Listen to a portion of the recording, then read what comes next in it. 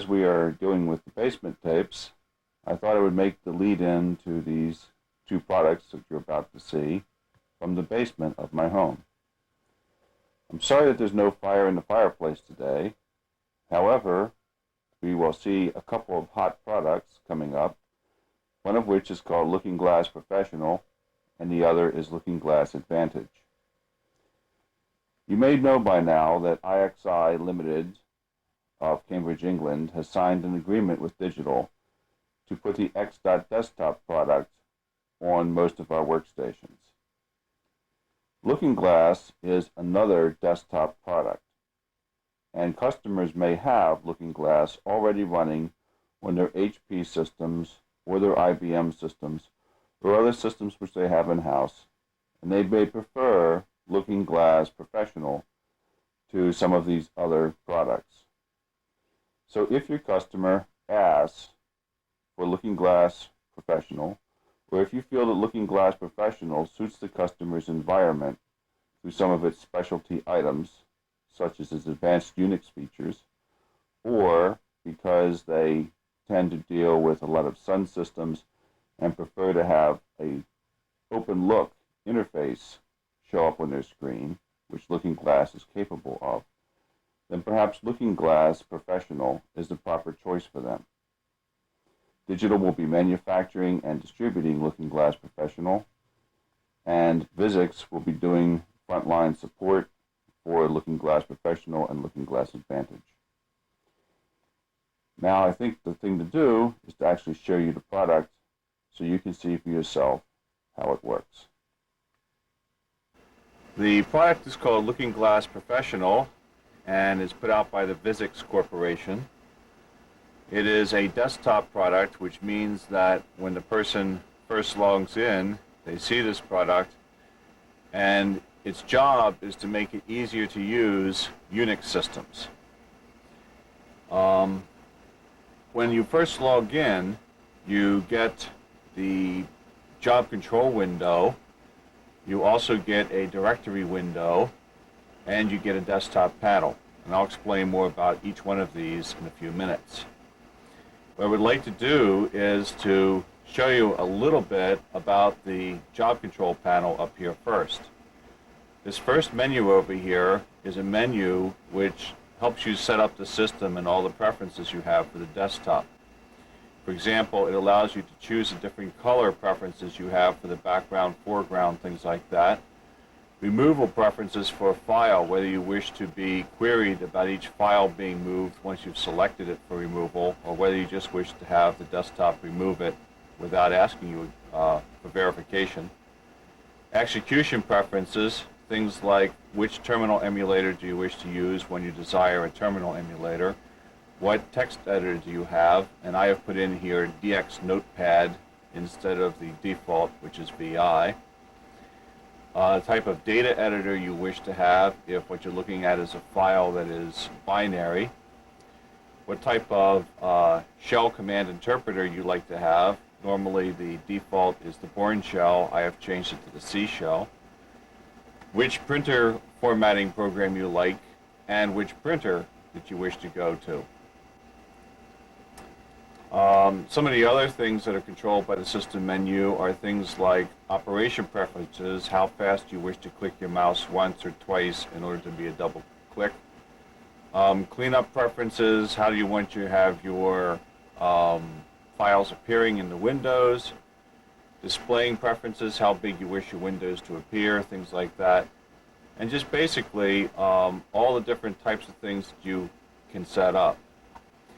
Now, these windows down here are actually directory windows. The top part of the window right in here has a listing and icons for all the different directories which are on my system: Shaman, U14, Hall, Projects, Postscript. I can close these, and you can see that there's a directory window for each directory. I can come up here to my uppermost directory. This is my home directory. Oh, I'm sorry, this is my home directory right here, which is indicated by a little house on the folder. And you can see that the folder is open, therefore I know that this particular directory is open. And this is the parent directory tree. I would go up here to the root part of the system just by clicking on this like this. That's the next highest directory up. And you can see that that directory is now open. So you can see that it's a pretty easy thing to do to just look at a particular directory. Let's see. Here is a file right here. By double-clicking on the file, I can invoke the text editor. You see up here in the Jobs window that it told me that Notepad started up. There is the file that I just clicked on. I can then take and edit that file and eventually quit. And you notice that the job goes away and everything's back in order again. That's how simple it is to launch a particular program using Looking Glass with a particular file. Now, launching the text editor was only one of the things that I could do. By holding down the control button on the keyboard and double-clicking on that particular file, I can see that these are the three things that the rules of this system allow me to do with that file. The first one, the default, is to run the preferred text editor. The second one is to page through the file. And the third one is to count the file's lines, words, and characters. So if I wish to, I can choose this third one. And what will happen is it will bring up a terminal emulation window and run the word count command that Unix has in it, and then pause until I come along and hit carriage return. And then the window goes away. Now, the systems administrator can set up as many different rules for all these types of files as he wants to. There are different rules for different files. This being an ASCII text file, one of the things you might want to do is to edit it. Another thing you might want to do is to run word count like we just did. Another thing you might wish to do is to print it. And you could make as many different rules as you wanted to and put it in there. And as you can see, when the window came up, it has an English style, or any language actually, it's just a string style of description of what the command does. And then down here is the actual command line, which will be executed if you were to choose one of these options. You can see that command line change as I choose the different options. Now, one of the other things you can do is you can see greater or fewer numbers of files and directories by moving the little pin up and down.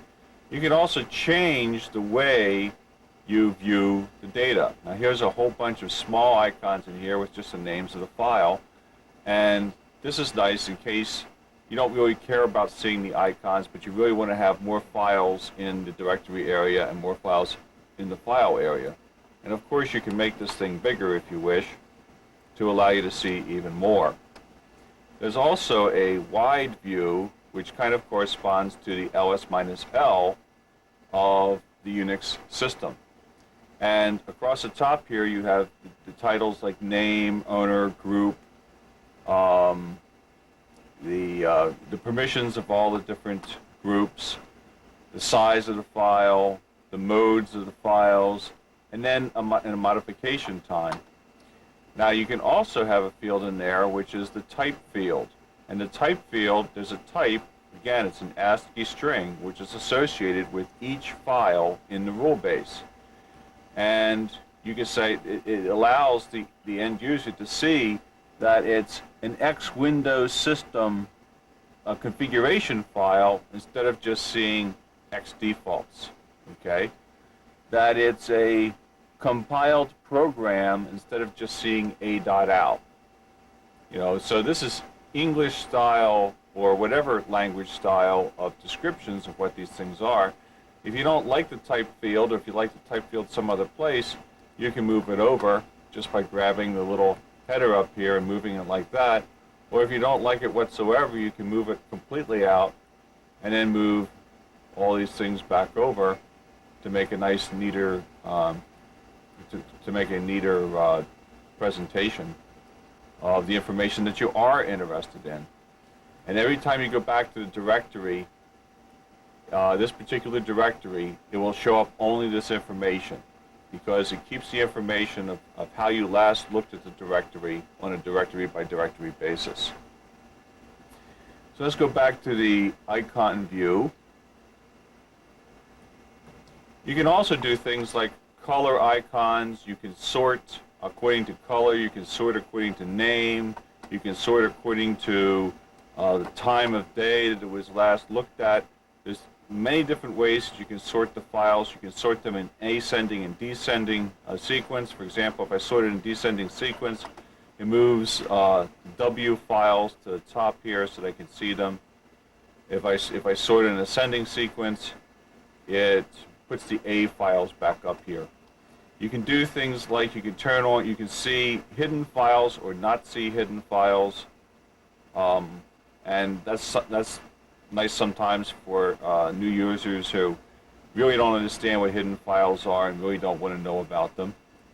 You can also select files by many different ways. One method of selecting files is just by a pattern, just like a regular Unix pattern, and I can select all the files that begin with the word default, or I'm sorry, end with the word default. And when I select those, what's going to happen is they're all going to be highlighted, and then I could take those files and treat them all at one time. Let's see if I can select more files here. Actually, what I should have done was made it defaults, and if I make it defaults, I think you'll see quite a few files light up. Right, there's one, there's two, there's another file. These are all defaults files, and I can go through and I can move those or I can edit those because they've all been selected.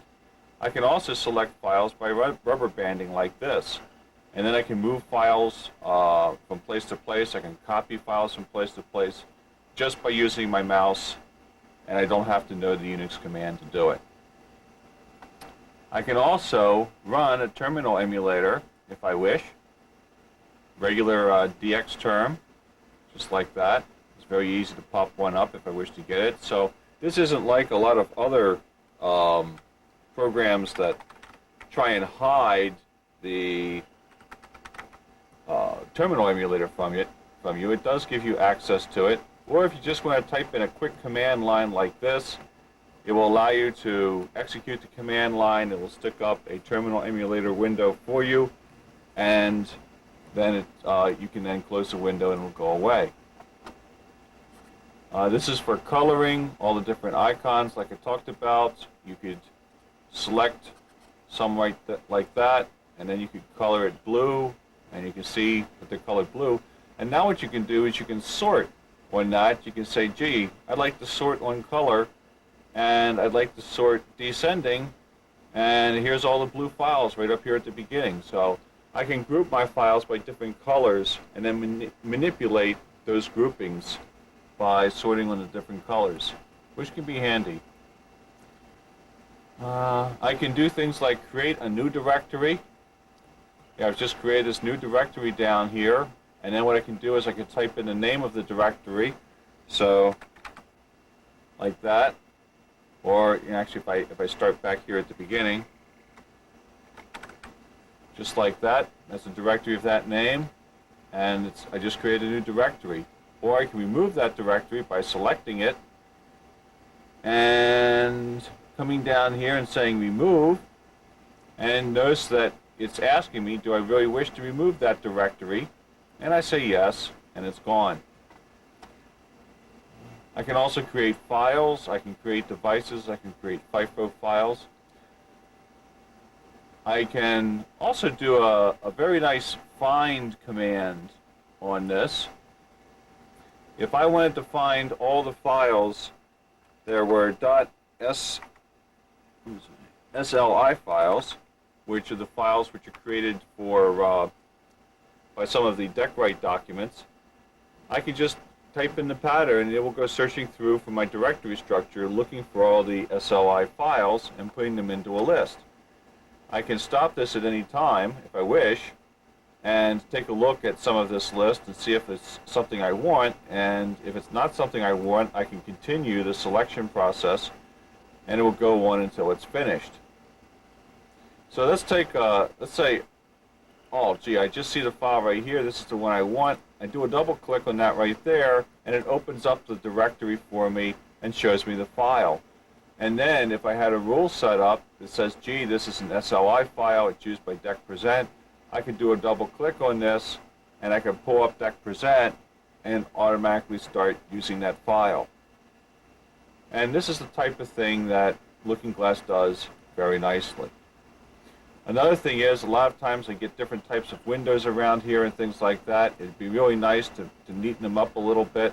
There's a stack command that allows me to stack the windows so that they're easy to see, and they're stacked in such a way that I can see the title of each window, each directory window, on top of the next one. Let's open up a couple more here.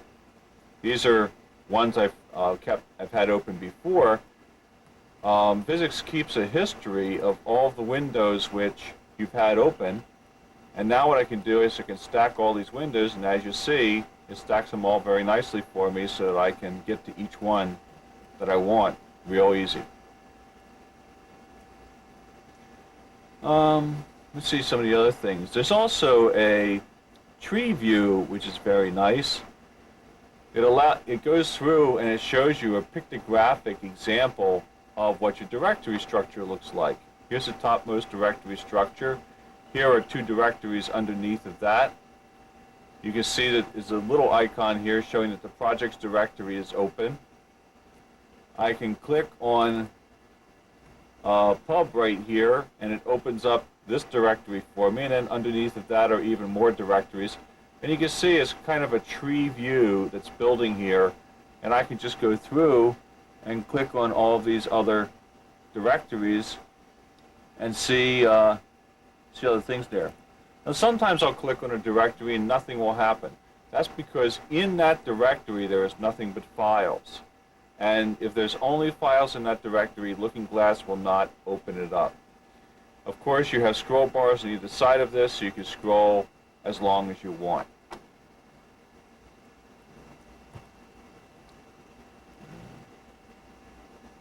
Another thing that Looking Glass has is a very, very comprehensive help, online help.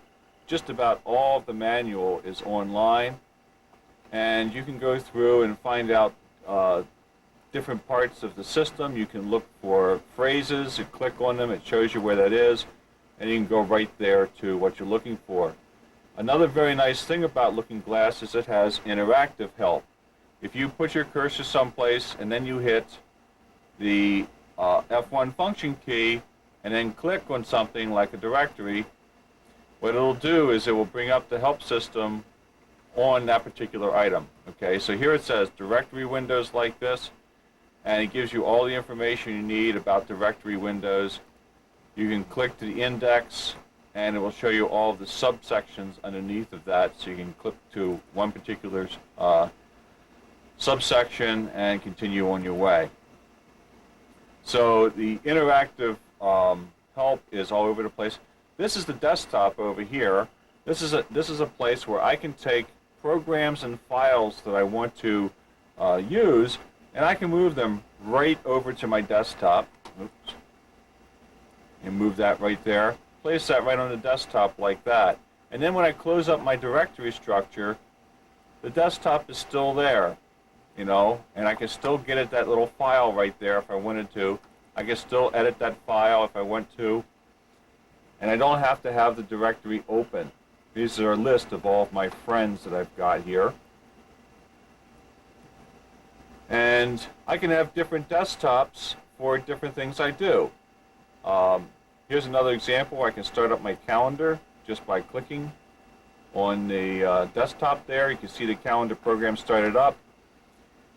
It's telling me that another place the calendar is already open, so I couldn't go. I could start up my clock just by double-clicking on it like that.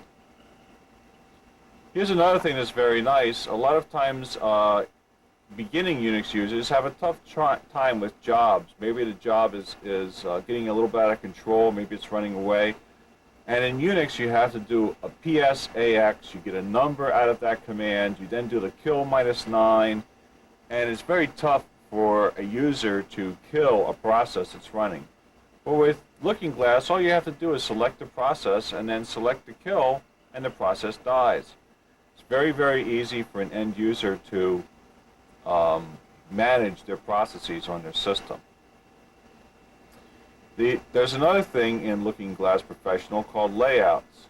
And a layout is how the directory is set up right now. I could save this particular layout as under a given name, like the dog layout, okay, because I'm maddog. And when I put it like that, it says, okay, there's the dog layout, and it looks something like this. It's got all these things on this directory right here. All these directory windows are open, and so forth. What I can do is I can go in and close a couple of these to give you an idea of what we're going to do here. Well, I'm going to select this little file here. I'm going to remove it from my desktop panel, and I think I'll close this one other window right here. And then what I'm going to do is just save this as another layout called tab. And now I've got two of them. I've got dog and I've got tab. So what I can do is I can close this, and let's say I come up here to layout. Added to this menu is the dog layout and the tab layout. So if I choose dog, what it's going to do is it's going to open up the two menus or the two directories I have put away, and it's going to put the file back on my desktop. If I decide that I want to go back up here and open up the tab one, the two directories go away and the file disappears. As you can see, you can have many, many, many different types of layouts. Each layout is for the type of work which you're doing. Looking Glass Professional has many more features. These are just a few of them. We are going to be selling it in a very soon time frame. Vuzix is going to be providing first-line customer support. The customers will buy the support directly from the Vuzix Corporation, and they will call the Vuzix Corporation for their support. We will be selling the product and distributing the product. Our current plans are to have it on consolidated CD-ROM, and this is the first of a line of 3 products that will be coming out from the Vuzix Corporation. Well, that was very nice. But now we thought we'd show you a little bit more light, still from the basement of the doghouse, overlooking the lawn and the little pond out in front. The next product we'd like to show you is Looking Glass Advantage. While Looking Glass Professional gives you a desktop to more easily manipulate your files and things like that, Looking Glass Advantage allows you to create a front end to Unix commands or other commands, to accept data and to present it to the command line itself. This allows you to take a command line type of environment on a workstation and create a graphical environment for it very easily. So once again, let's simply go to the product, take a look at it, and see how it reacts.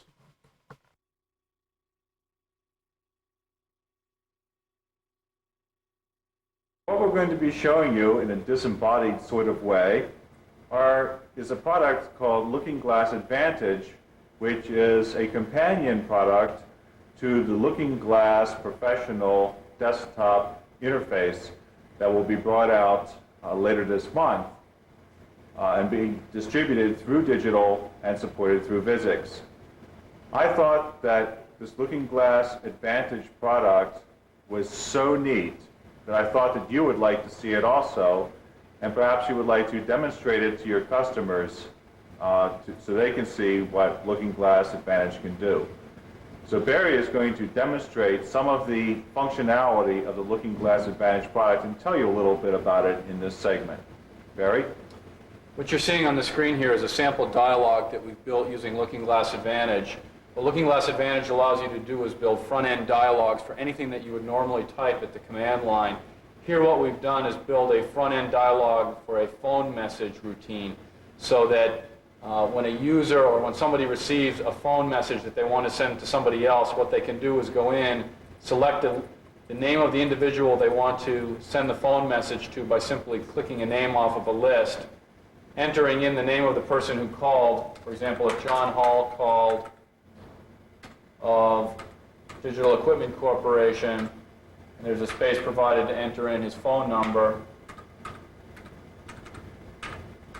type that in. We can then indicate what the message was.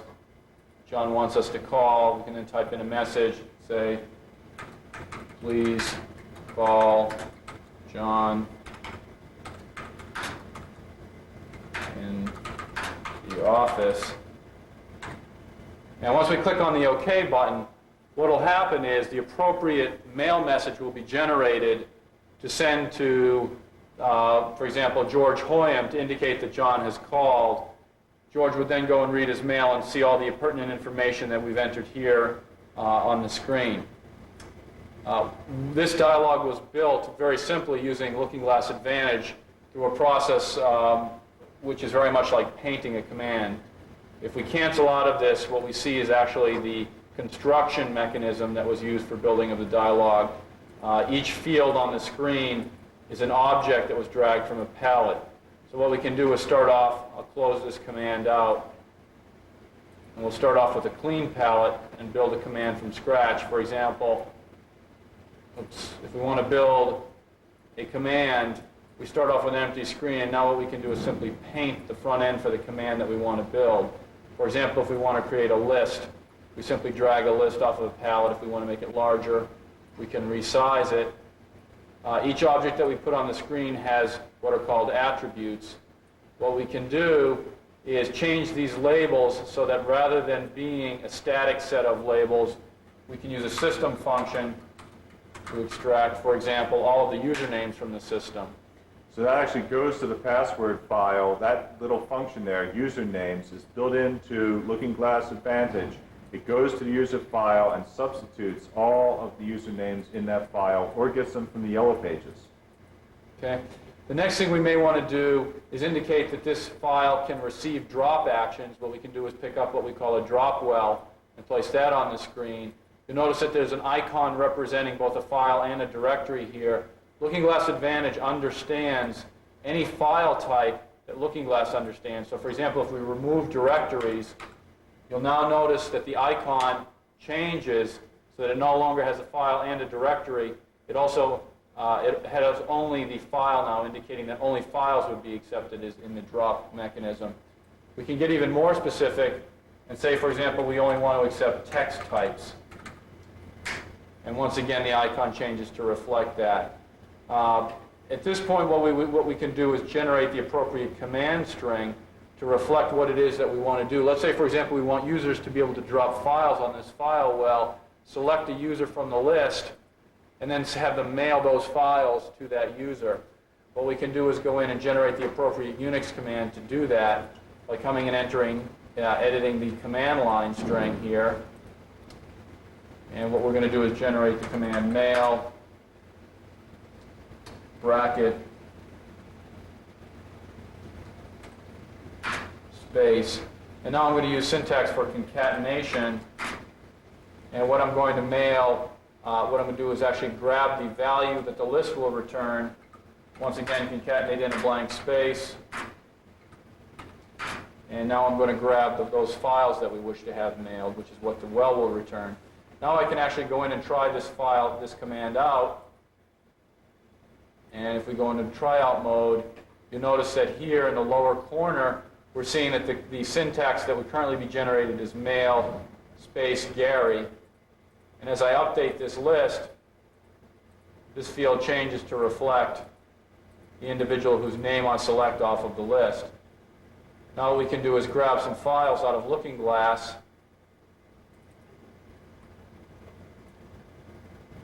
and actually drop those files on top of the icon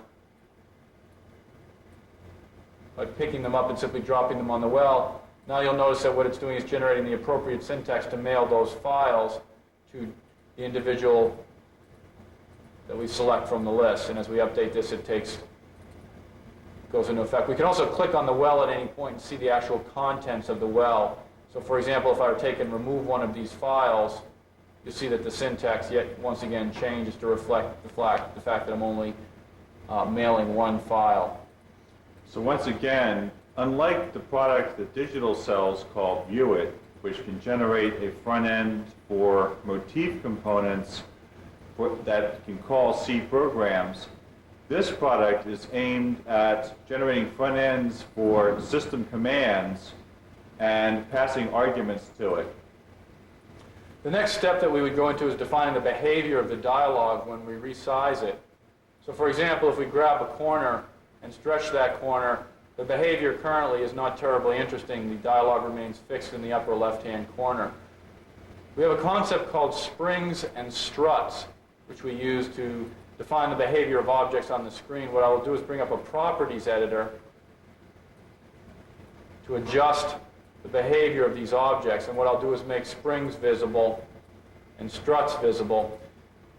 Springs all pull with a fixed length, and they're indicated by a squiggly line. I'm not sure if you can see it on the film or not, but this object that I'm pointing to is a spring. This object is a spring, this object is a strut, and this object is a strut. So currently I can move this anywhere on the screen that I would like because the two struts can be moved. However, if I take the strut that is in the upper portion of the dialog and change it into a spring by clicking on that property, you'll notice now I can only move this object in a horizontal fashion because this spring pulls at the exact same tension that this spring pulls at. Similarly, I can do that to the list. I'll make this strut into a spring as well, and again it will be centered and will only move horizontally now.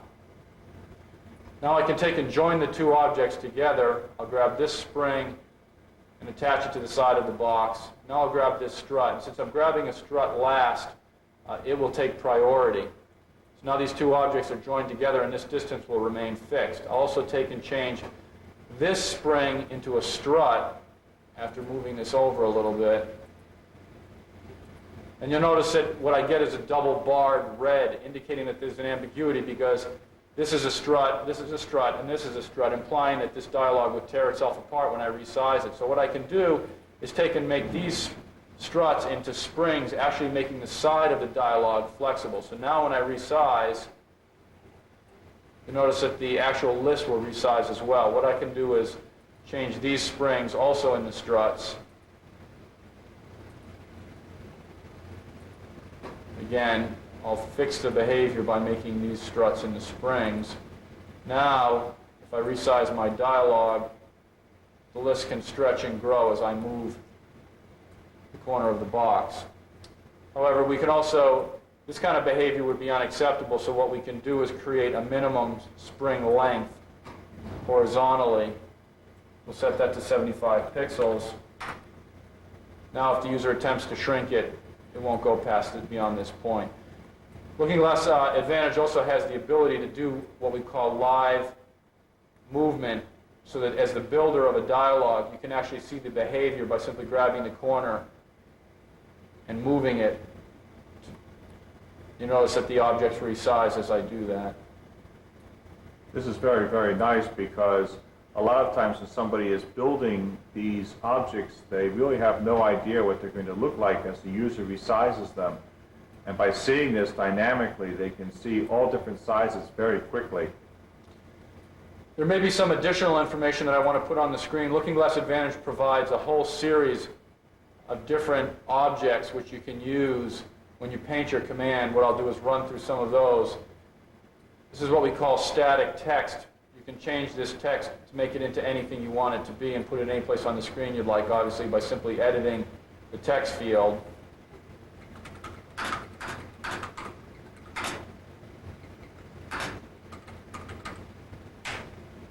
And as I indicated, we can pick that up and drag at any point on the screen we'd like. And while we're in the process of building, we can actually have the springs and struts visible. Some of the other objects that we have are radio groups, scrolling lists we've already seen, sliders, what we call editable text, which can have a scroll bar both horizontally and vertically, menus, checkboxes, and also a graphical entity, which will act as a storage receptacle for graphical images, which we can load in here. We actually provide an image editor that ships with the product as well. For example, if we want to import an icon from the icon gallery,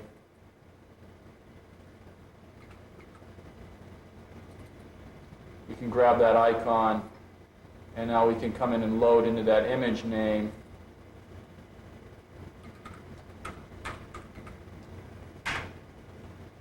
So we can use images in various places throughout the dialogues that we build as well.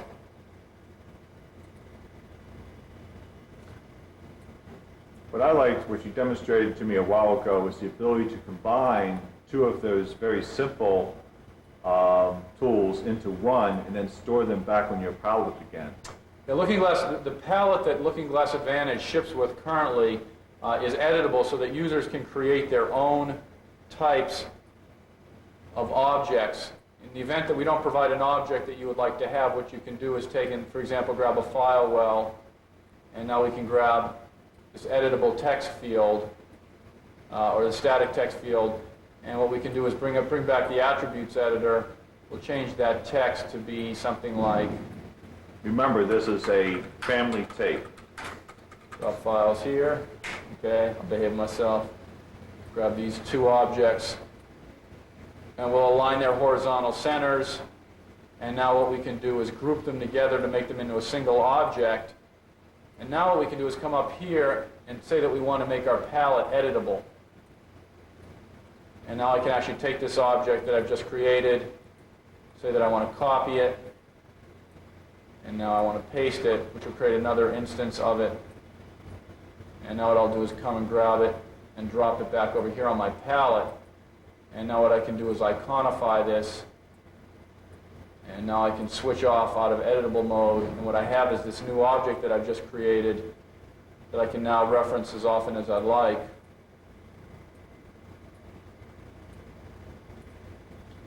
So what this allows you to do is build your own object types that you may want to use over and over again and add to your palette. And now what we can do is save this palette under a particular name if we chose to do that. So we could reference it in a future session. Some of the other simple types of things that you may want to build with Looking Glass Advantage are dialogues for things such as printing and doing tape backups. Anything that you would type to the command line, you can build a very simple front end for using Looking Glass Advantage. What I'll do is bring up an example of another dialogue, for example, the print command that we've already defined.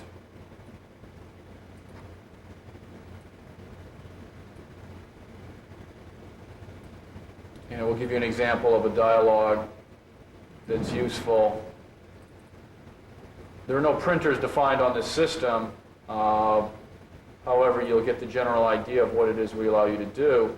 You would select the printer from a list of printers after you've dropped the files that you want to print on the files to be printed list. What I'll do is bring back up the attributes editor so you can see the actual command line string that's being generated by this. As I change the filters, you'll notice that the result changes to reflect that. I can set my indent width by simply moving a slider. I can edit the number of copies. An interesting feature is also the fact that it filters out unwanted characters, only allowing you to type digits, because any editable text field can be set to accept only certain types of characters. You can set a certain number of different flags that you may want to have. And again, the appropriate string and struct behavior has been defined so that as we resize the dialog,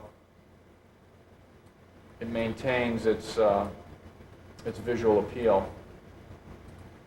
And once again, to stress this, what we're doing is building a graphical front end to the standard Unix tools that ship with the system. Now what I could do, for example, is grab, once again, some files out of Looking Glass that I might want to print. Simply pick these up, drop them on this file well. Now hit the print button, and the system would go out and send those files to the selected printer of my choice. The user doesn't have to know anything about the LPR command. All they have to be able to do is click on a box or check off a button. You also had a list of built-in attributes which helped people create and filter the information. Yes, Looking Glass Advantage has a set of predefined functions that we ship it with. What I can do is bring up that functions window. This will give you, this is available online at all times. This is a subset of the functions that will be shipped with the production release at the end of this month, at the end of January, which as we had used earlier, for example, usernames is among the system functions. You can see that here. I can also extract all the possible printers from the system, all the mounted file systems, all the different mount points that are defined on the system. There's a bunch of mathematical functions and array functions for doing different types of manipulations. And in the first maintenance release, there will also be the ability to define your own user functions and add them to the list as well.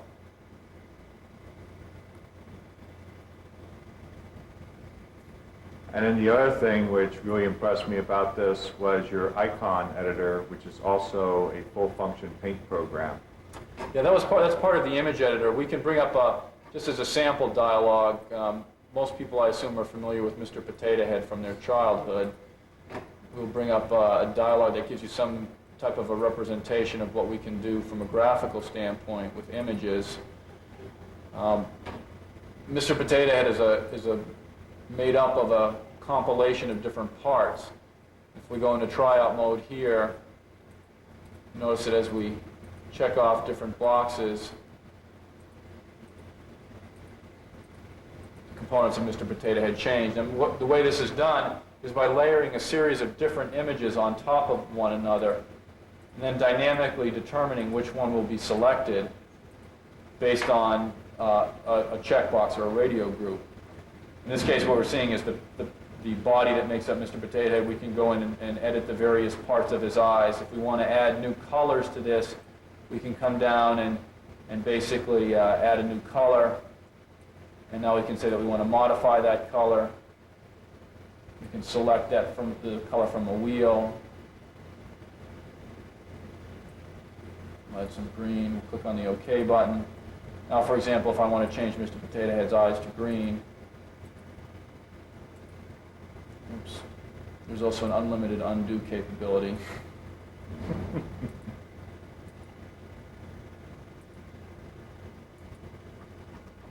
Now all we can do is come up here, and when we go to, you'll notice that Mr. Potato Head's eyes immediately reflect the fact that we've changed them, this one eye to green. You could also import different types of images, such as GIF images and things like that.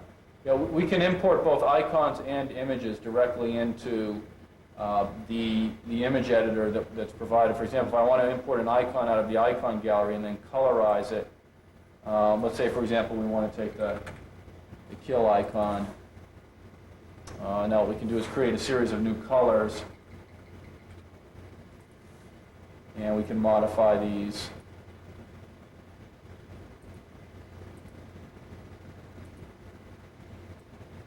To create a new series.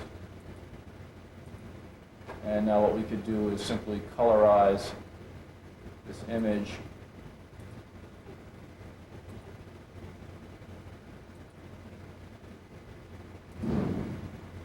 And now what we can do is create a new dialogue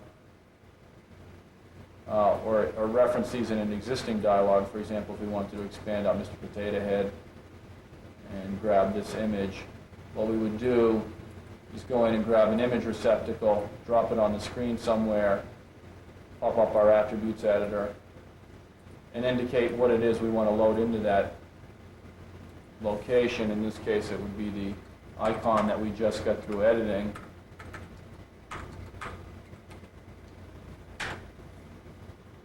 And what Looking Glass Advantage will do is take that image that I just had created and load it directly into that image receptacle that we have. What would you say would be, what is your market for this product? Who are you aiming this towards? Well, the dialogues that you create using Looking Glass Advantage can be run at no charge by anyone who has Looking Glass on their system. So basically what we're doing is using Looking Glass Advantage to increase the penetration of the Looking Glass product. Well, Looking Glass Advantage is designed primarily for building front ends for commands. Therefore, we anticipate that it'll be used primarily by system administrators, programmers who want to build front ends for applications that they've developed, anyone who wants to add value to a system that's being shipped with Looking Glass Professional. Basically, the dialogues that you build with Looking Glass Advantage can be run by anybody who has Looking Glass Professional on their system. So the users of these dialogues will be novice users and just about anybody who uses a workstation. The individuals who we expect to use Looking Glass Advantage from a building standpoint is a more sophisticated audience who's basically got some understanding of Unix. Well, quite frankly, I think that's about all the time we have.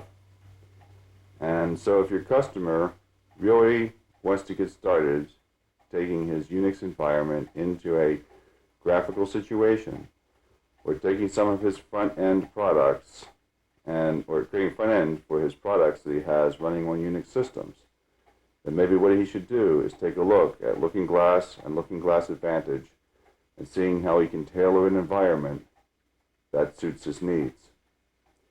My name is John Maddog Hall. I am the product manager for Physics Products. My DTN is 381-1341. The products are available across the network, and they are also, Looking Glass Professional is available from the SDC currently, and Looking Glass Advantage will be available in a couple months. Thank you very much for your time. Good night.